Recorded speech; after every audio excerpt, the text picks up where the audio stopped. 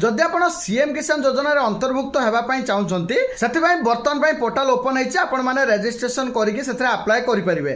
तो से आपको अप्लाई करने मुझे कहीदे कौन कौन डॉक्यूमेंट आपको आवश्यक पड़ो। प्रथम कथा देखो नुआ नियम है कि आपंकर एग्रीस्टाक फार्मर आईडी थी आवश्यक। जदि आप एग्रीस्टाक रेजिस्ट्रेशन करना निज ना जमी ना ताल आपण सीएम किसान योजना अप्लाई करेंगे ना। नेक्स्ट हूँ देखो आपंकर कृषक ओडिशा थी आवश्यक। थर्ड कौन हो कृषक ओडिशा जो जमीटी आप 2019 पूर्व म्यूटेशन डेट टी तार 2019 पूर्व होता आवश्यक। से भली देखो आपंकर आधार सीडिंग थी आवश्यक। आपण बैंक अकाउंट सहित आधार सीडिंग थी आवश्यक।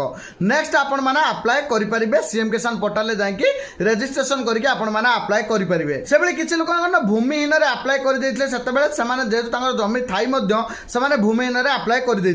तो बर्तमान आपण मैंने भूमिहीन केमी स्मॉल एंड मार्जिनाल फार्मर नाम मात्र चाषी को केमी आपंकर कन्वर्ट करेंगे आपण आप्लिकेसन टी देखो से रेजिस्ट्रेशन आपको करने पड़ो।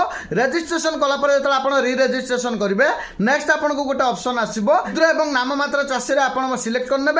नेक्स्ट आप भूमिहीन आप क्षुद्र बा नाम मात्र चाषी को आसीपारे और वर्ष को 3टी किस्ती आप 2,000-6,000 टंका पाइबे।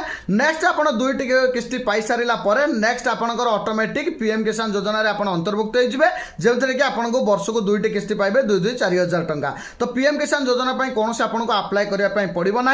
आप फास्ट जब सीएम किसान आप 2टी किस्ती पाँच नेक्स्ट आपंकर एग्रीस्टाक फार्मर आईडी अच्छी ऑटोमेटिक आप पीएम किसान टंका आपको मिल। तो से जदि अप्लाई करना पोर्टाल खोला अच्छे आपके अप्लाई करेंगे। तो जदि आप किसी डाउट था मतलब पचारि पारे भिडियो को निहाती शेयर करदे। देखा नेक्स्ट वीडियो फॉलो करने जमाई भूलें। Thank you.